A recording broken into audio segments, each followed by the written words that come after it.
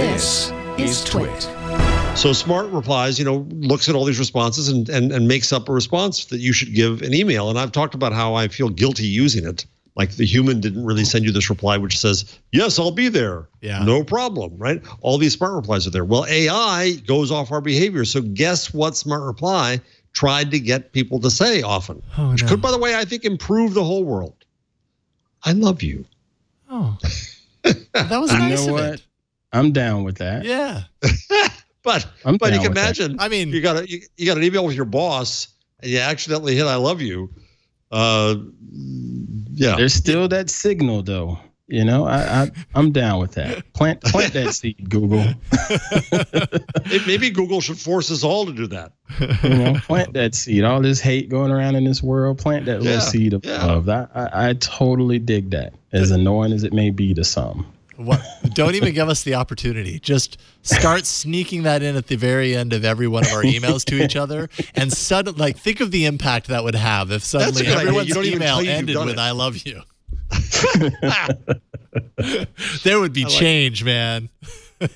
With regards to the Smart Replies, I do like the fact that there's one little detail within them, and that's the exclamation point. Speaking with a colleague of mine over the years regarding corporate communication to people, and I had to train him up. I said, you could say the same thing and put a period on the end versus an exclamation point. Yeah. And it just makes a world of difference to an end user. If you just say thank you, period, they just think you any other IT jerk. But if you say thank you with an exclamation point, they feel like, hey, he has personality, even though you're no different. So I was thinking the other day.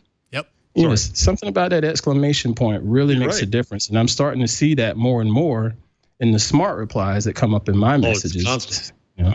Well, and is that but that's a reflection of how you communicate, right? Smart. I don't know. I don't talk like that.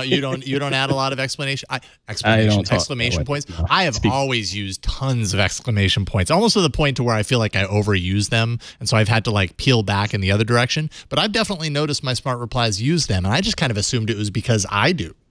No, it's definitely not me. Okay. A friend of mine said that she was dating a guy, Yaley.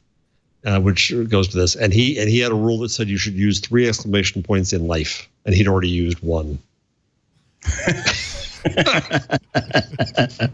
I like him. I said I'm glad you didn't marry him. So I'm old enough, gentlemen. I am old enough. Not only did I use a typewriter, not only did I use a manual typewriter. I was thinking about this the other day. I completely forgot this. In my day. When I took typing class in 6th grade, the way to get an exclamation point was you had to hit a apostrophe, then backspace, period. Wow. So you better really mean to use the exclamation point. You had to do DIY exclamation points. Interesting. Wow. Yeah, huh? How old is that? We'd be a lot less assertive if it took that much work. Right. But see, my personality, I've always tried to be, black and white, binary, if you will, because I personally think that keeps confusion down when I'm trying to communicate a plan to someone or whatever that we have going on, because I hate it when I was working in the world of support, saying something to a user and they just totally go the opposite direction of what I was expecting, or they felt like I was going to do a different action at a different time. And so I trained myself to just be as robotic as possible. Mm-hmm. It may sound rude to people, but that's how I got stuff done. Just black and white, periods, commas, perfect capitalization. Every now and then throw an exclamation point if I felt like somebody needed a warm and fuzzy, but most of the time, no. Oh man, I'm so the opposite of that, and I realize just ask my family. Yeah, I so often I'll write an email and then I have to go and part of my checking the email is to make sure I have put in too many exclamation points. It's like every sentence ends with it. I'm like, why am I so excited about every single thing I'm saying right now? To replace them with periods, and I have to specifically go in there and do that. I bought a realize book. I'm admitting too much right now. Yeah. I'm being a little too open to you all. It's because I love you. So I just bought a book that I put in the rundown. I see it. It's that in the doc chat. is the shady characters, the secret life of punctuation. and I love this kind of crap. It's geeky as hell.